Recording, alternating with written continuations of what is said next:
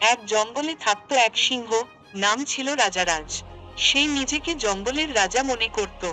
সে সব প্রাণীদের ভয় দেখিয়ে বলতো, আমি এই জঙ্গলের রাজা, সবাই আমার কথা শুনবে। সবাই তার ভয়ে চুপচাপ থাকতো। কিন্তু একদিন জঙ্গলে এলো এক বড় হাতি। নাম ছিল গজেন্দ্র। সে শান্ত স্বভাবের ছিল, কিন্তু অনেক শক্তিশালী। সিংহ এসে বলল, এই হাতি, তুমি আমার জঙ্গলে এসেছো আমার অনুমতি ছাড়া? হাতি হেসে বলল, জঙ্গল তো সবার, শুধু তোমার না।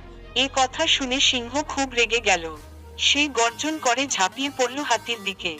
কিন্তু হাতি খুব বুদ্ধি করে সিংহকে সরে পেঁচিয়ে আছাড় মারল। সিংহ গড়িয়ে দূরে পড়ে গেল। তারপর থেকে সিংহ বুঝে গেল, সব সময় গর্জন করলে চলে না। বুদ্ধি আর নম্রতাই আসল শক্তি। চোখ পড়ল এক বিশাল হাতির দিকে, যে ধীরে ধীরে পানি খাচ্ছিল। সিংহ গর্জে উঠল, এই হাতি, তুমি বুঝি জানো না আমি এই জঙ্গলের রাজা? হাতি শান্তভাবে বলল, আমি জানি, কিন্তু রাজা হওয়ার মানে এই নয় যে